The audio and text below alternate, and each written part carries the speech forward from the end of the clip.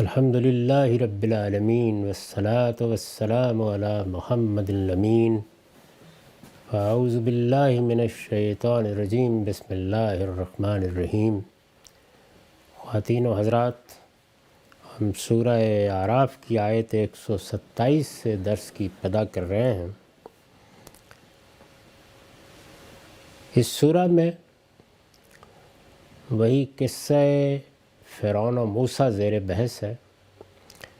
اس میں بات یہاں تک پہنچ گئی تھی کہ جب جادوگروں نے حقیقت کا اعتراف کر لیا اور اپنے ایمان کا بھی اظہار کر دیا تو فرعون اگلے اقدامات سے کچھ جھجک کر الگ ہوا۔ تب سرداروں نے یہ توجہ دلائی کہ معاملہ اگر ایسے ہی چھوڑ دیا گیا تو اس کا نتیجہ بہت خطرناک نکلے گا۔ ایک پوری قوم ہے، اس کی لیڈرشپ ہے، پیغمبر کی حیثیت سے یہ لوگ اس قوم میں موجود ہوں گے تو اس سے تو بڑا فساد پھیل جائے گا۔ اور مزید یہ کہا کہ کیا اب اس کی اجازت دی جائے گی کہ یہ لوگ مصر میں ہوں، یہیں ٹھہرے رہیں اور تمہیں بھی رد کر دیں اور تمہارے معبودوں کو بھی؟ اور تمہارے معبودوں سے کیا مراد ہے؟ یعنی یہ میں نے عرض کیا کہ اس زمانے میں سورج دیوتا کے اوتار کی حیثیت حاصل تھی فرعون کو، اور یہی طریقہ بالعموم رہا ہے۔ ہمارے ہاں بھی یہ روایت آپ کو مل جائے گی، یعنی بہت سے ایسے مناصب ہیں جو خاص ملائے اعلیٰ کے تعلق سے پیدا ہوتے ہیں، جیسے غوث ہیں، قطب ہیں، ابدال ہیں۔ ان کے بارے میں یہ تاثر دیا جاتا ہے کہ عالم کا نظم چلا رہے ہیں اور فرشتوں کے ساتھ شامل ہو گئے ہیں، اور ان کو ویسی کچھ علوم حاصل ہیں جیسے کہ واقعہ خضر میں مثال کے طور پر سامنے آتے ہیں۔ پرانے زمانوں میں کاہن لوگ، مذہبی لوگ اپنے بارے میں یہ تصور لوگوں کے دلوں میں پیدا کرتے تھے، اور بادشاہ حضرات بھی اپنی سیاست کی بنیاد اسی چیز پہ رکھتے تھے۔ یعنی ایک میتھالوجی وجود میں آ گئی ہے، دیوی دیوتاؤں کی انجمن آراستہ ہو گئی۔ وہ تو ظاہر ہے کہ آسمان پر سمجھے جاتے تھے، لیکن زمین پر ان کی نمائندگی کون کرے گا؟ تو وہ ظاہر ہے کہ یا مذہبی لوگ ہو سکتے تھے، مذہبی پیشوا ہو سکتے تھے، راہب ہو سکتے تھے، کاہن ہو سکتے تھے، اور یا پھر بادشاہ سلامت۔ تو سیاست چونکہ دوئی کو قبول نہیں کرتی، تو یہاں اب یہ کیا جاتا تھا کہ بادشاہ ہی سب سے بڑا معبود بھی سمجھا جاتا تھا۔ یعنی وہ جو معبود اصلاً معبود ہے، اگر وہ سورج دیوتا ہے یا کوئی اور دیوتا ہے تو وہ اس کا اوتار سمجھا جاتا تھا۔ تو انہوں نے کہا کہ یہ اجازت دی جائے گی ان کو؟ فرعون نے جواب دیا، قال سنقتل ابناءہم ونستحیی نساءہم وإنا فوقہم قاہرون۔ فرعون نے جواب دیا، ہم ان کے بیٹوں کو ڈھونڈ ڈھونڈ کر ماریں گے اور ان کی عورتوں کو جیتا رہنے دیں گے۔ عورتیں ظاہر ہے کہ اس طرح مزاحمت نہیں کر سکتی تھیں۔ اگر سب مردوں کو ختم کر دیا جائے اور لڑکیاں یا عورتیں ہی رہ جائیں تو پھر وہ باندیاں بن کر ہی کسی قوم میں جی سکتی تھیں۔ تو یہ اسکیم فرعون نے بتائی ان کو کہ میرے پیش نظر یہ ہے کہ اس وقت جو یہ لوگ ہیں یہ تو چلیے آج نہیں کل نہیں رخصت ہو جائیں گے، لیکن آئندہ ان کے ہاں اگر کوئی بچہ پیدا ہوگا تو ہم ڈھونڈ ڈھونڈ کے اس کو مار ڈالیں گے۔ یہ اسکیم بنائی گئی، ہم ان کے بیٹوں کو ڈھونڈ ڈھونڈ کر ماریں گے اور ان کی عورتوں کو جیتا رہنے دیں گے۔ قال سنقتل ابناءہم ونستحیی نساءہم وإنا فوقہم قاہرون۔ حقیقت یہ ہے کہ ہم ان پر پوری طرح حاوی ہیں، یعنی پریشان ہونے کی کیا بات ہے۔ اس وقت اگر ایک برتری حاصل ہوئی ہے تو اس سے کوئی فرق نہیں پڑتا، ہمارے پاس قوت ہے، شوکت ہے، ہم پوری طرح ان پر قابو پائے رکھیں گے۔ سیاسی اقتدار ہو یا مذہبی اقتدار، دونوں کی نفسیات یہی ہوتی ہے۔ یعنی اگر آپ علم و استدلال کی بنیاد پر کھڑے ہیں یا عامت الناس کی حمایت کی بنیاد پر آپ کی سیاست قائم ہے، آپ نے صحیح طریقے سے، جائز طریقے سے اقتدار حاصل کیا ہے۔ یہ میں اس سے پہلے کئی مرتبہ عرض کر چکا ہوں کہ جائز طریقے سے اقتدار حاصل کرنے کی دو ہی صورتیں عقلی طور پر بیان کی جا سکتی ہیں۔ اس کائنات کا ایک خالق ہے وہ کسی کو اپنی طرف سے مقرر کر دے، جس کی ایک مثال طالوت کا تقرر ہے۔ یعنی جب بنی اسرائیل نے کہا کہ ہمیں ایک بادشاہ چاہیے، تو اللہ تعالیٰ نے طالوت کا تقرر کیا اور یہ کہا کہ یہ اب تمہارے بادشاہ ہوں گے۔ دوسری صورت کیا ہے؟ دوسری صورت یہ کہ جن لوگوں پر حکومت کرنی ہے وہ اپنی آزادانہ مرضی سے، اپنے اعتماد سے کسی شخص کو یہ ذمہ داری دیں، تو جائز صورتیں دو ہی ہیں۔ دنیا نے بتدریج اس دوسری صورت کو اختیار کرنا شروع کر رکھا ہوا ہے۔ یہ جو جمہوریت ہے، اس کی صورتیں ایسی ہو سکتی ہیں جس پر میں تنقید کروں، آپ تنقید کریں، لیکن اپنی بنیاد میں یہ علم و عقل پر مبنی نظام ہے۔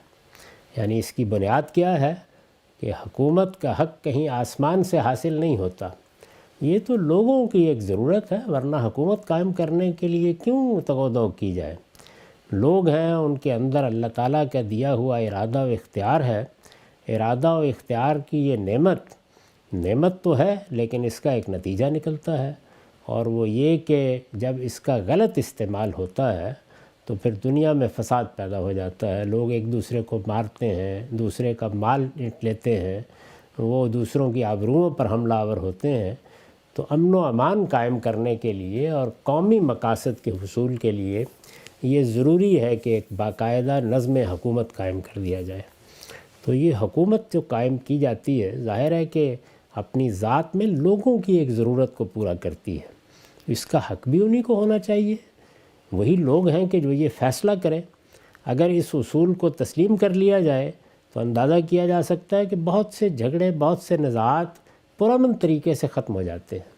اس لیے جمہوریت کا معاملہ یہ نہیں ہے کہ وہ حقیقت میں عوام کی حکومت ہوتی ہے، نہیں، عوام کی مرضی سے اشرافیہ ہی حکومت کرتی ہے۔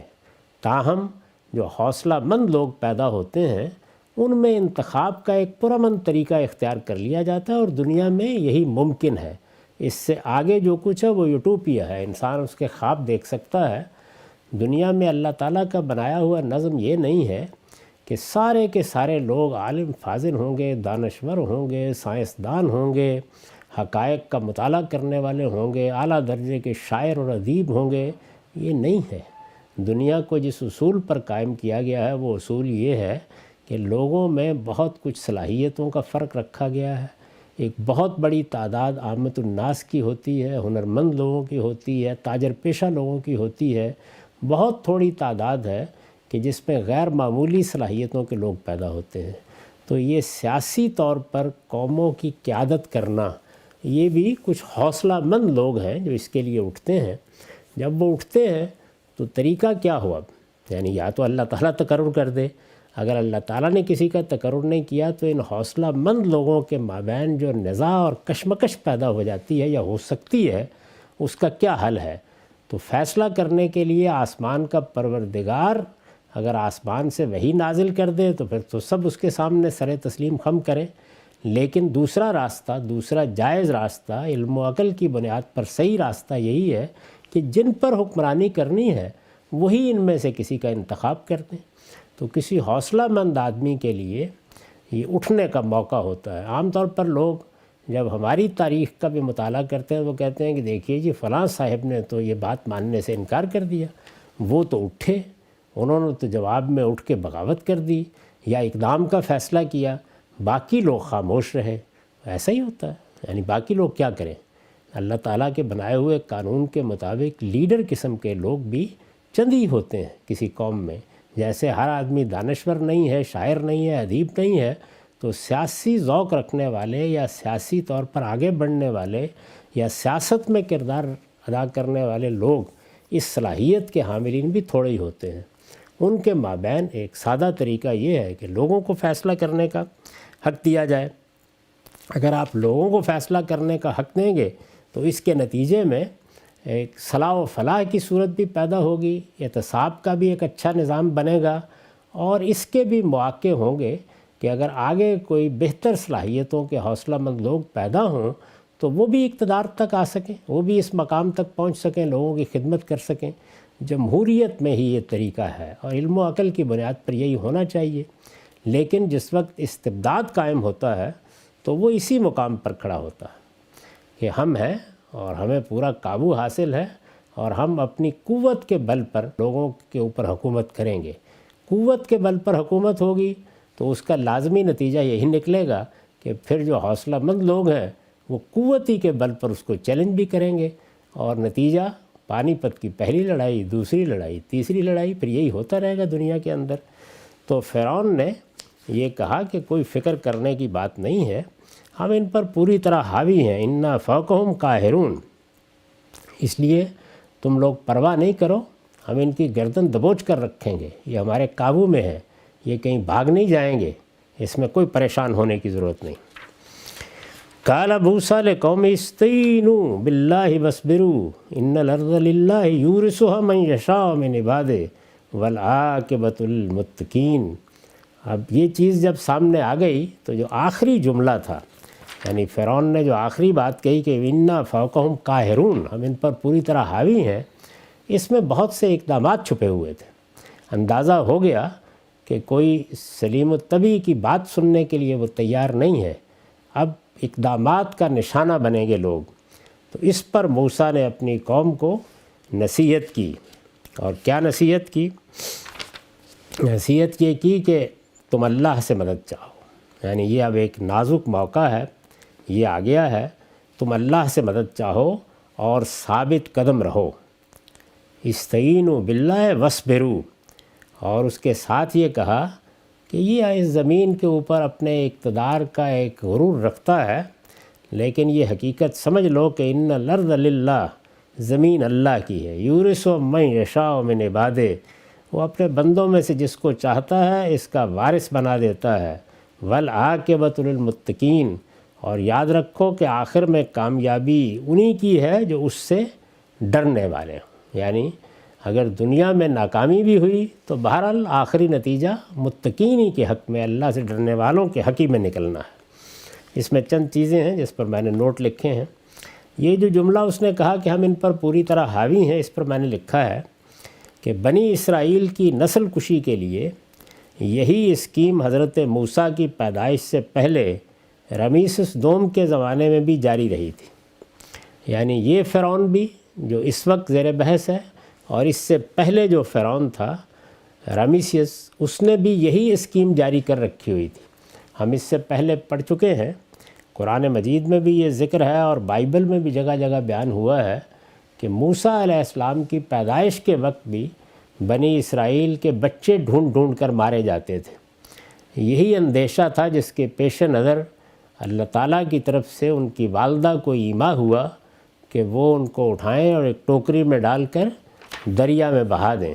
اللہ تعالیٰ کے پیش نظر کیا تھا وہ بعد میں سامنے آ گیا، لیکن اس کی وجہ بھی یہی تھی۔ بنی اسرائیل کی نسل کشی کے لیے یہی اسکیم حضرت موسیٰ کی پیدائش سے پہلے رمیسس دوم کے زمانے میں بھی جاری رہی تھی۔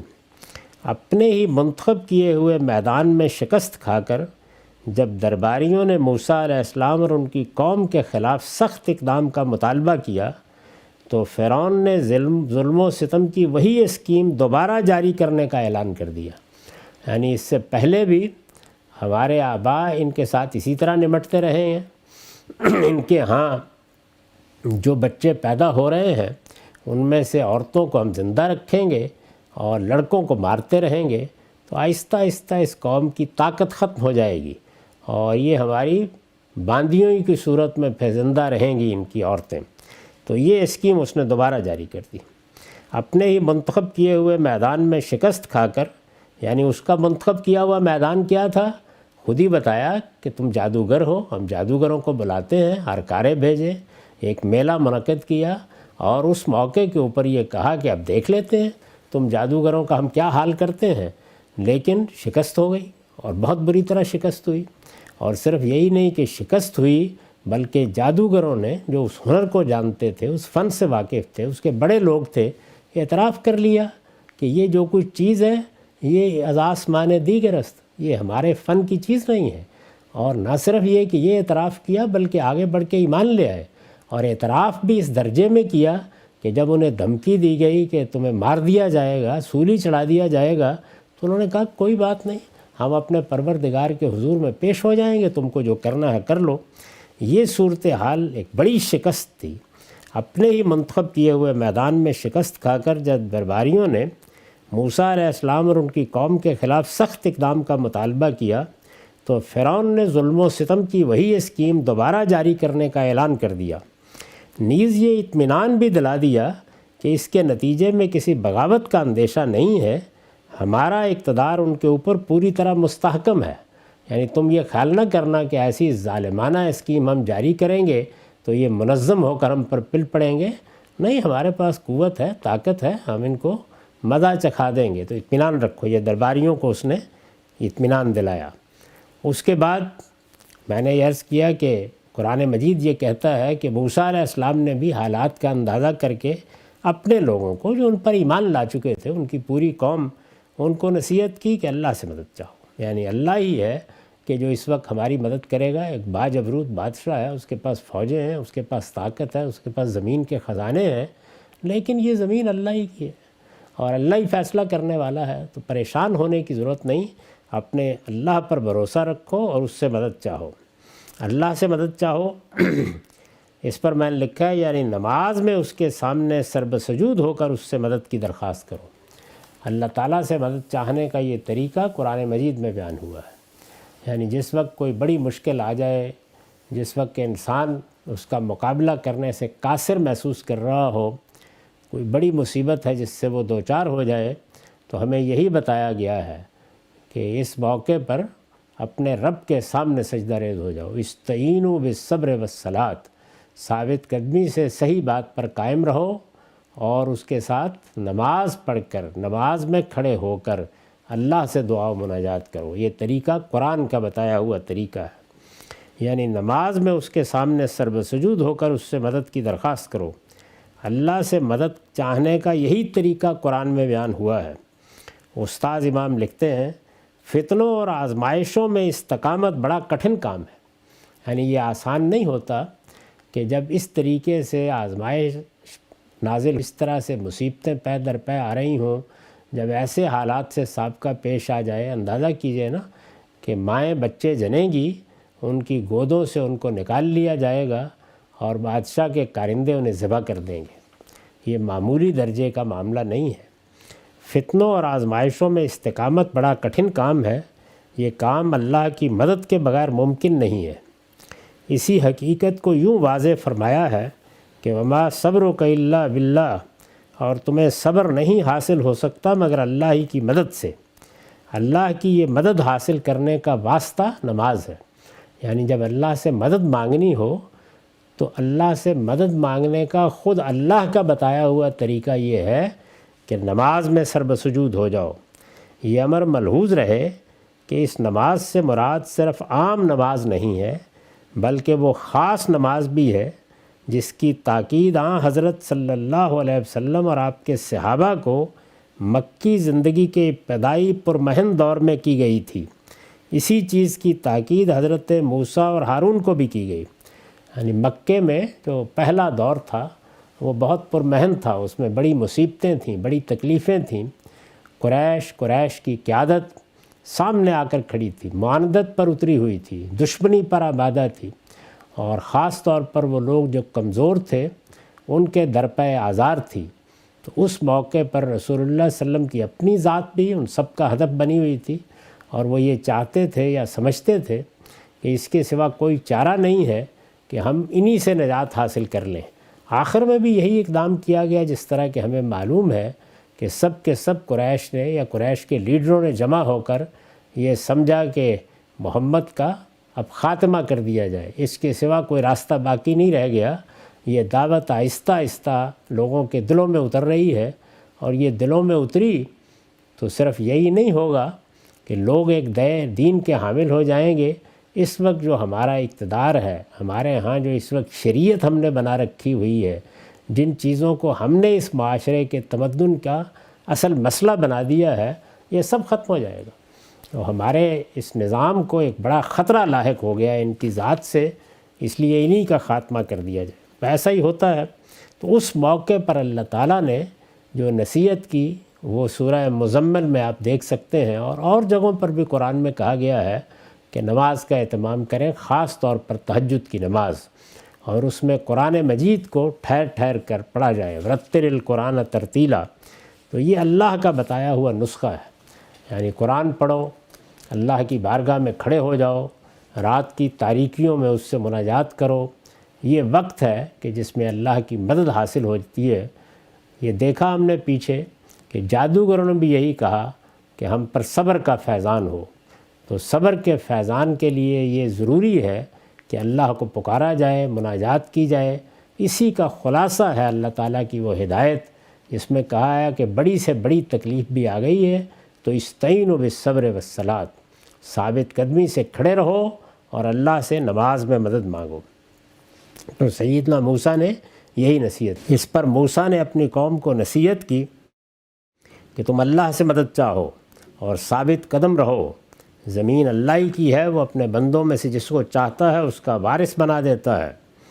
زمین اللہ ہی کی ہے، وہ اپنے بندوں میں سے جس کو چاہتا ہے اس کا وارث بنا دیتا ہے، اور یاد رکھو کہ آخر میں کامیابی انہی کی ہے جو اس سے ڈرنے والے ہوں۔ اب یہاں پر دونوں چیزیں ہیں، یعنی آخر میں کامیابی، موسیٰ علیہ السلام اللہ کے رسول ہیں، ان کی دعوت کا خاتمہ بھی کامیابی پر ہونا ہے۔ یہ کامیابی کیا ہے؟ میں اس سے پہلے کئی مرتبہ یہ عرض کر چکا کہ اللہ کے رسول جب زمین پر آتے ہیں ان کی کشمکش کا یہ نتیجہ نکلتا ہے کہ اللہ تعالیٰ ان کو اور ان کے ساتھیوں کو نجات دیتا ہے، اور ان کے مخالفین پر اللہ کا عذاب آ جاتا ہے، ان کے منکرین کو اسی دنیا میں سزا ملتی ہے۔ اس کو بڑی اچھی طرح سمجھ لینا چاہیے، یہ قرآن مجید کے فہم کے لیے بہت بنیادی اصول ہے۔ قرآن مجید ایک پیغمبر کی سرگزشت انذار ہے۔ اس سورہ اعراف میں بھی اسی کو موضوع بنایا گیا، پوری سورہ اسی چیز کو لے کے چل رہی ہے کہ جب اللہ تعالیٰ کی طرف سے اس کا کوئی پیغمبر آ جاتا ہے تو وہ کیا قانون ہے جو نتیجہ خیز ہوتا ہے۔ اس قانون کی روح سے پیغمبر اور اس کے ساتھی آخری مرحلے میں جب پہنچ جاتے ہیں، یعنی دعوت دی، انذار کیا، انذار عام ہوا، ہجرت و برات کا مرحلہ آ گیا، تو قوم کو چھوڑنے کا اگر مرحلہ آ گیا ہے، اور پھر بتایا ہے کہ دونوں صورتیں ہوتی ہیں، یعنی یہ کہ پیغمبر کو وفات دے دی جائے اور اس کے بعد قوم کے اوپر اللہ کے عذاب کا تازیانہ برسے۔ ہجرت کی جگہ میسر آئے تو اسے نکال لیا جاتا ہے، تو ہجرت کی کوئی جگہ ہو تو وہاں چلے جائیں گے، ورنہ اللہ کے پاس چلے جائیں گے اور قوم پر عذاب آئے گا۔ یہ جو عذاب ہے قوم پر، اس کی پھر کئی صورتیں بیان ہوئی ہیں، بالعموم دو صورتیں ہوتی ہیں، یعنی آسمان سے عذاب کا کوڑا برسا دیا جاتا ہے یا لوگوں کے ہاتھ سے عذاب آتا ہے۔ اب لوگوں کے ہاتھ سے عذاب کا معاملہ بھی یہ ہے کہ اگر تو رسول اور رسول کے ساتھی کسی جگہ کوئی منظم حکومت قائم کرنے میں کامیاب ہو گئے ہیں تو ان کو حکم دیا جائے گا، اگر ایسا نہیں ہے تو دنیا کی کسی دوسری قوم کے ہاتھ سے محکومی کی سزا دے دی جائے گی۔ اگر مار دینا ہے پھر تو بالعموم یہی ہوا کہ قوموں پر فرشتوں نے آ کے ان کی بستیوں کو الٹ دیا، لیکن اگر یہ نہیں ہے تو پھر کسی دوسری قوم نے آ کے گاجر مولی کی طرح کاٹ دیا، غلام بنا لیا، محکومی کی سزا مسلط کر دی گئی، کیونکہ سزائیں دو بیان ہوئی ہیں جو اس دنیا میں اللہ دیتا ہے، موت کی سزا اور یا پھر محکومی کی سزا۔ تو محکومی کی سزا اگر صالحین رسول کے ماننے والے اس پوزیشن میں ہوں تو انہی کے ذریعے سے دی جائے گی، اور اگر نہیں ہے تو کسی قوم کے ذریعے سے دی جائے گی، جیسے کہ بنی اسرائیل کے ساتھ ہوا۔ سیدنا مسیح علیہ السلام کے بعد رومیوں کے ذریعے سے پوری قوم کو یہ سزا دی گئی، وہ محکومی میں چلے گئے۔ اس کو قرآن نے بیان کیا ہے کہ یہ وہ بندے تھے جن کو اللہ اٹھا لایا تھا، عباد لی اولی باسن شدید، یعنی اگرچہ وہ نہ ماننے والے ہوں، منکرین ہوں، انہی کے ذریعے سے ان کی پیٹھ پر عذاب کا تازیانہ برس جاتا ہے۔ جہاں تک اس کے دوسرے نتیجے کا تعلق ہے، چند ساتھی ہیں تو نجات ہو جائے گی، وہاں سے نکل جائیں گے، اللہ تعالیٰ ان کے لیے اور راستے نکال دے گا۔ لیکن اگر انہوں نے ہجرت کی ہے، کسی جگہ منظم حکومت قائم کی ہے، تو پھر انہی کا غلبہ قائم ہوگا۔ تو یہ اس کی تفصیلات ہیں جو اللہ تعالیٰ نے قرآن مجید میں ہمیں بتائی ہیں۔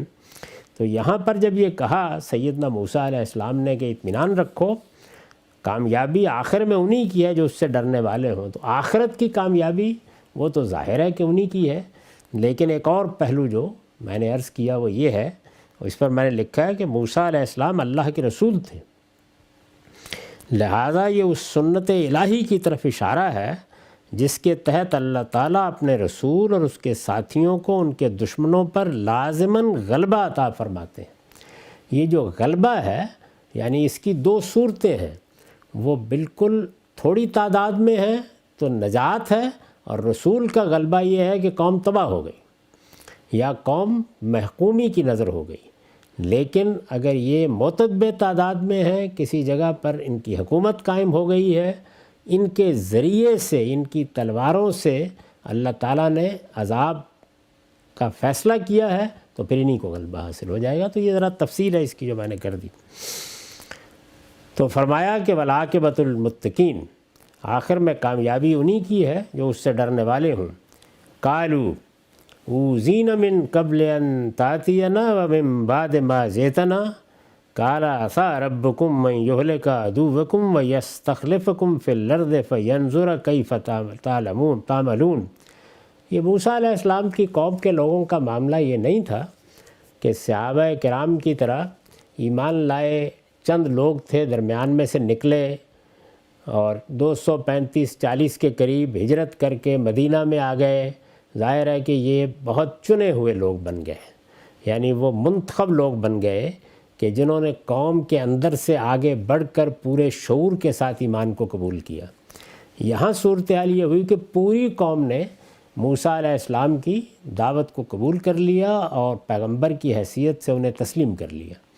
اب تسلیم تو کر لیا پوری قوم نے، لیکن پوری قوم شعور کے لحاظ سے یا دین کے ساتھ تعلق کے لحاظ سے ایک سطح کی نہیں ہوتی۔ صحابہ کرام قوم کے اندر سے منتخب لوگ ہیں، یہ پوری قوم ہے۔ تو ایسا نہیں ہے کہ اس میں سارے کے سارے لوگ ایسے ہی تھے۔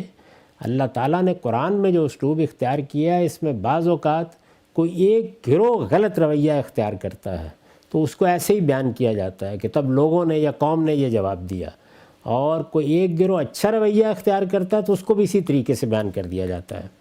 تو یہ جواب جو ہے ان کو ملا، ظاہر ہے کہ چند لوگوں کی طرف سے یا زیادہ لوگوں کی طرف سے ملا۔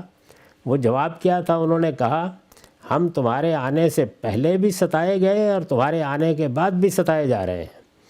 یعنی ہمارا خیال تو یہ تھا کہ ایک پیغمبر کی حیثیت سے تم آ گئے ہو، ہم نے تمہیں مان لیا ہے، تمہاری دعوت کو ہم نے قبول کر لیا ہے، تو اب ہمارے لیے رحمتیں ہی رحمتیں ہوں گی۔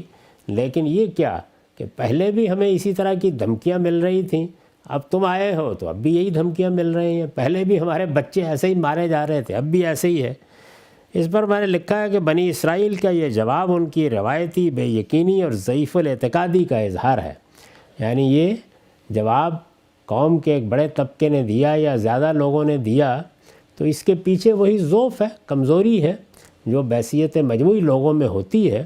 لیکن استقامت رکھنے والے لوگ جانتے ہیں کہ اگر اعتقاد مضبوط ہے، اللہ پر ایمان ہے، تو پھر یہ کوئی چیز نہیں، کیونکہ اللہ کا قانون یہی ہے کہ وہ جس طریقے سے دشمنوں کے مقابل میں غلبہ عطا فرماتے ہیں، اسی طرح سے جن کو غلبہ عطا فرماتے ہیں ان کو بھی امتحانوں سے گزارتے ہیں، یہ اس کے بغیر نہیں ہوتا۔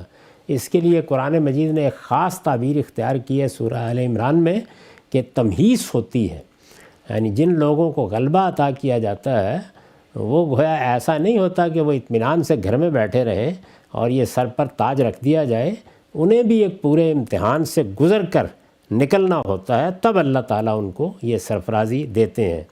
تو انہوں نے کہا کہ ہمارے ساتھ تو وہی ہو رہا ہے، پہلے بھی یہی ہو رہا تھا، اب بھی یہی ہو رہا ہے۔ اس پر موسیٰ علیہ السلام نے جواب دیا، موسیٰ نے جواب دیا امید ہے کہ تمہارا پروردگار تمہارے دشمن کو ہلاک کرے۔ قال عسیٰ ربکم ان یہلک عدوکم ویستخلفکم فی الارض، اور تمہیں زمین میں اقتدار عطا فرمائے، پھر دیکھے وینظر کیف تعملون، پھر یہ دیکھے کہ تم کیسے عمل کرتے ہو۔ یعنی اللہ تعالیٰ سے توقع ہے، اطمینان رکھو، امید رکھو، آزمائش کے مراحل آئیں گے، ان سے ہم گزریں گے، لیکن اللہ تعالیٰ تمہارے دشمنوں کو ہلاک کرے گا اور تمہیں زمین میں اقتدار دے گا۔ کہاں دے گا؟ ظاہر ہے کہ ابھی اس کی وضاحت نہیں کی۔ اس پر میں نے لکھا ہے یہ برسر موقع تنبیہ ہے کہ خدا کے پیغمبر کا ساتھ دو گے تو بادشاہی ضرور مل جائے گی، مگر برقرار اسی صورت میں رہے گی جب اس کا حق ادا کیا جائے گا۔ یعنی اللہ تعالیٰ اس وقت استقامت دکھاؤ گے تو دے دے گا حکومت، اس وقت تو مظلوم بھی ہو مغلوب بھی ہو دے دے گا، لیکن برقرار رہے گی اگر حق ادا کرو گے۔ پچھلے رسولوں کی امتوں کی طرح بدمست ہو کر زمین میں فساد برپا کرو گے تو انہی کی طرح یہ تم سے بھی چھین لی جائے گی۔ یہ اللہ کے بے لاگ قانون کا حوالہ ہے کہ اس کے ہاں کسی کو ابدی طور پر کوئی چیز نہیں ملتی۔ یہ کشمکش اور امتحان کی دنیا ہے، اس میں ہر ایک معرض امتحان میں ہے، اس میں ایک میرٹ ہے جس کی بنیاد پر فیصلے ہوتے ہیں۔ تمہارے ساتھ بھی یہی ہوگا۔ اقول قولی ھذا واستغفر اللہ لی ولکم ولسائر المسلمین۔